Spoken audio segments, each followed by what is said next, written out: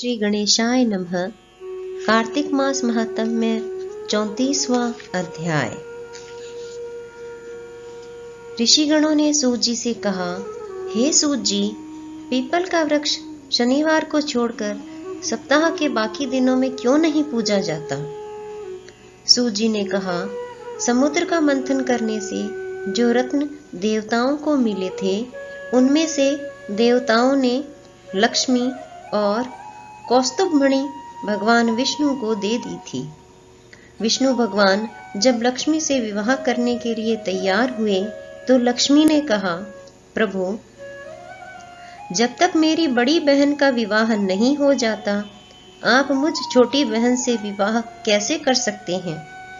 इसलिए आप पहले मेरी बड़ी बहन का विवाह कीजिए, बाद में फिर मुझसे विवाह कीजिए, क्योंकि यह प्राचीन नियम है। सूत जी बोले, लक्ष्मी के ऐसे वचन सुनकर भगवान विष्णु ने लक्ष्मी की बड़ी बहन का विवाह उद्दालक ऋषि के साथ कर दिया।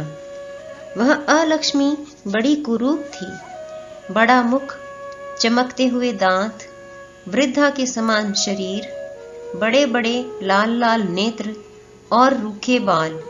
महर्षि उद्दालक भगवान विष्णु के आग्रह पर उससे विवाह कर उसको वेद मंत्रों की ध्वनि से गुंजाते हुए अपने आश्रम ले आए।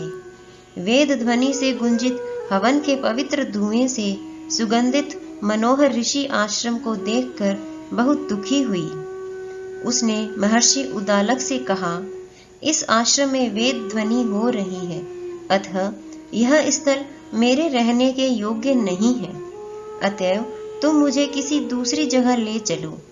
उसकी बात सुनकर महर्षि उद्दालक ने कहा, तुम यहाँ पर क्यों नहीं रह सकती, और तुम्हारे रहने के योग्य दूसरी जगह कौन सी है, यह मुझे बतलाओ। अलक्ष्मी ने कहा, जहाँ पर वेद ध्वनि होती हो, अतिथियों का सत्कार होता हो, यज्ञ आदि होते हो, उस स्थान पर मैं नहीं रह सकती। जहाँ पर पति पत्नी का आपस में प्यार हो, पितरों के निमित्त यज्ञ होते हो, देवताओं का पूजन होता हो, वहां पर मैं नहीं रह सकती। जहां दिन रात पति पत्नी लड़ते रहते हों और जहां से अतिथि लोग सदा निराश लौटते हों, जहां पर पूज्य वृद्धों, सत्य पुरुषों तथा मित्रों का अनादर होता हो, और जहां पर अति कठोर वाणी बोली जाती है, जहां पर दुराचारी, चोर, पर स्त्रीगामी प्राणी रहते हैं, जहां पर गैयों का वध, मद्यपान, ब्रह्म हत्या आदि पाप होते रहते हों, वहां मैं प्रसन्नता पूर्वक निवास करती हूँ। सूत जी ने कहा, इस प्रकार अलक्ष्मी के वचन सुनकर महर्षि उद्दालक का मुख मलिन हो गया। वह उस बात को सुनकर चुप रह गए।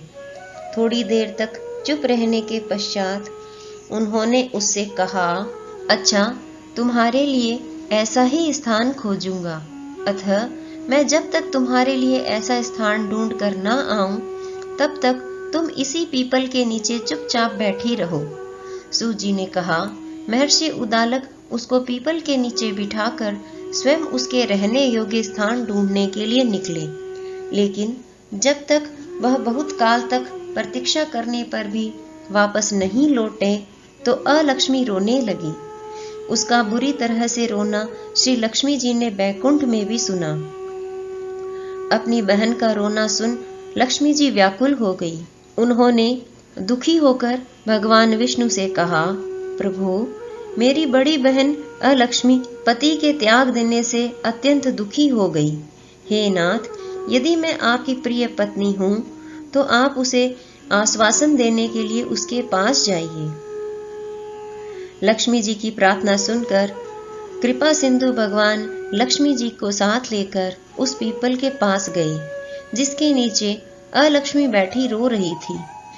उसको आश्वासन देते हुए भगवान विष्णु ने कहा, हे अलक्ष्मी, इसी पीपल की जड़ में तुम सदैव के लिए निवास करो, क्योंकि मेरे ही अंश से इसकी उत्पत्ति हुई है और इसमें मेरा निवास रहता है।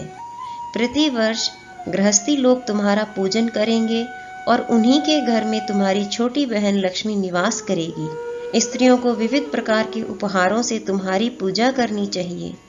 मनुष्यों को चाहिए कि वह पुष्प, धूप, गंध आदि से तुम्हारी पूजा करे, तभी लक्ष्मी उन पर प्रसन्न होगी। सूत जी ने कहा, भगवान श्री कृष्ण, सत्यभामा तथा पृथु और नारद का संवाद तुम लोगों को मैंने सुना दिया है, जिसके सुनने मात्र से ही मनुष्य के सब पाप नष्ट हो जाते हैं और उसे बैकुंठ लोक की प्राप्ति होती है।